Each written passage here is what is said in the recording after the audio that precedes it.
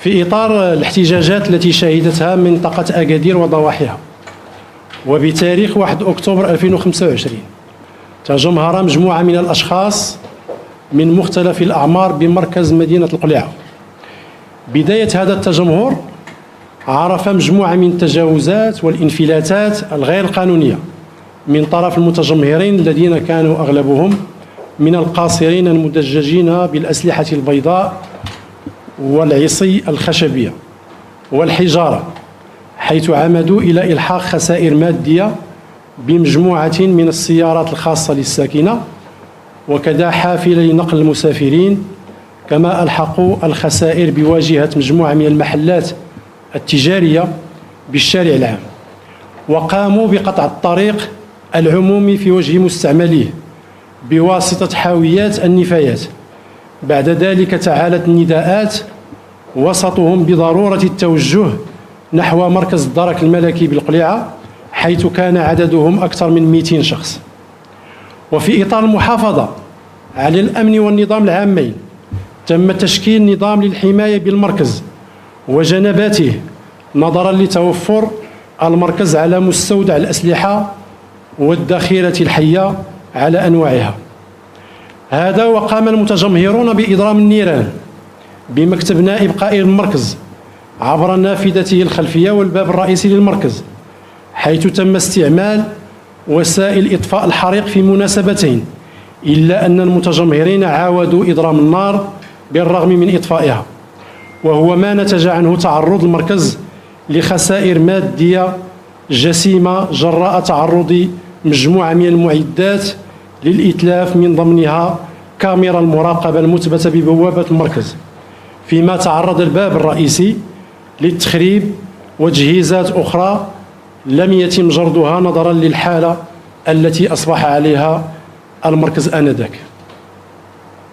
وعمل عناصر المركز المذكور على إطلاق خرطوشات الغاز المسيل للدموع لتفريق المتجمهرين عن المركز، غير أن ذلك لم يجدي معهم نفعا، وقد اشتد الوضع بعدما صعد المتجمهرون هجومهم على المركز ليتمكنوا من نزع الباب الخاص بالمرآب من مكانه بالقوة، وقاموا بإخراج السيارة رباعية الدفع التابعة للمركز، واستحوذوا على 5 دراجات نارية ذات محرك.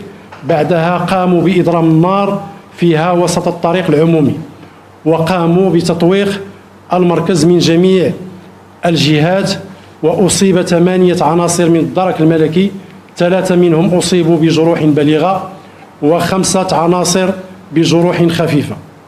وأمام الخطر الذي أصبح محدقا بالمركز والعناصر المرابطة به، تم إطلاق عدة طلقات تحذيرية نحو السماء، وهو الأمر الذي لم يجد نفعا أمام هيجان المتجمهرين. وتعالت كذلك أصوات زوجات عناصر الدرك الملكي المتواجدين بالسكن الوظيفي للدرك الملكي بالقليعة، اللواتي كن يصرخن بأنهن تعرضن للهجوم من طرف المتجمهرين، زيادة على تكسير سيارتين مدنيتين تابعتين لعناصر من نفس المركز، مما يبرر أن المتجمهرين كانوا منظمين في تدخلاتهم وعازمين على مهاجمة المركز. وعقب محاولة هؤلاء الأشخاص الاستيلاء على الذخيرة والعتاد والأسلحة الوظيفية، اضطر عناصر الدرك الملكي إلى استخدام أسلحتهم الوظيفية وفقا للضوابط القانونية الجاري بها العمل لمنعهم من ذلك ودفاعا عن النفس ولتجنب المساس بالأمن والنظام العامين والحفاظ على سلامة وأمن الأشخاص وحماية الممتلكات العامة والخاصة. وقد نتج عن هذا التدخل الأمني مصرع 3 أشخاص وإصابة آخرين بجروح. وفي هذا الصدد عملت هذه النيابة العامة على فتح بحث قضائي بشأن الأفعال الجرمية ومن أجل الكشف عن ظروفها وملابستها وإيقاف المتورطين في اقترافها، وسوف يتم ترتيب الآثار القانونية الواجبة على ضوء ما ستسفر عنه نتائج البحث. وأعرض على سيادتكم شريط فيديو يوضح مجريات الأحداث التي تم استعراضها عليكم، والتي توضح خطورة وجسامة الأفعال والاعتداءات المرتكبة من طرف المعنيين بالأمر.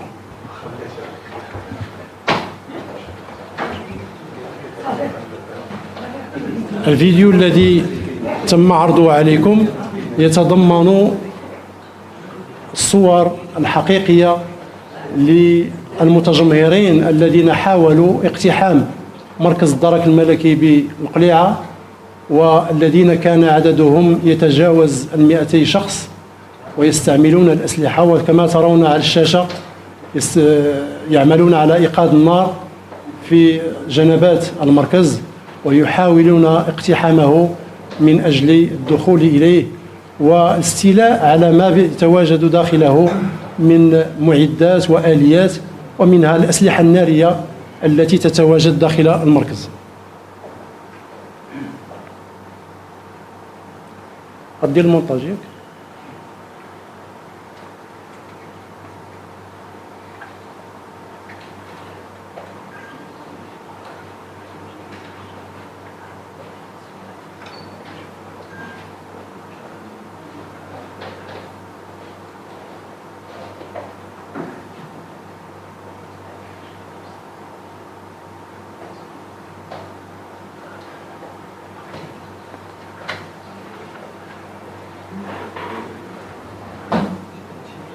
في هذه الأثناء تم اقتحام المركز وتم فتح بابه بالقوة، وعمل المتظاهرون والمحتجون على الدخول لداخل المركز. وفي هذه الأثناء سيعمل المتجمهرون الذين دخلوا المركز من إيقاد النار بالمكتب نائب رئيس المركز الذي تم إحراقه بكامله.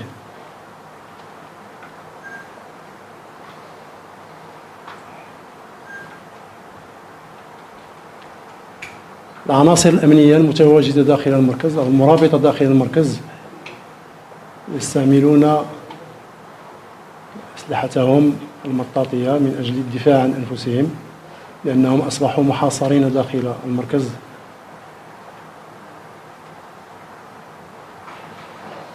الفيديو معبر عن حجم الأضرار، حجم خطورة الأفعال الجسيمة التي قام بها المحتجون الذين عملوا على إيقاد النار، وكذلك محاولة الدخول للمركز والاستيلاء على البوابة الخاصة بالمركز ورميها بالشارع العام.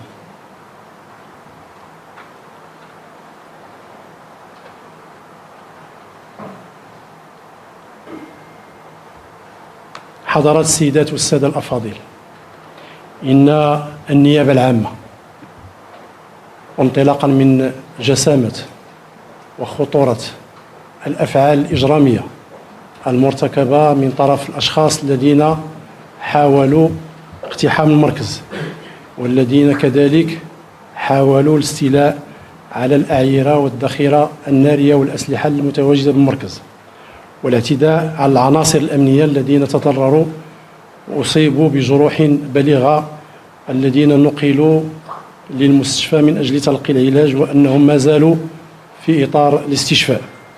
فإن هذه النيابة العامة هي حريصة على حماية الحقوق والحريات، وكذلك حريصة على ممارسة الأشخاص لحرياتهم في إطار الضوابط القانونية، فإنها ستظل كذلك حريصة على التصدي بكل حزم لكل خرق للقانون ولكل مس بحريات وحقوق المواطنين. والسلام.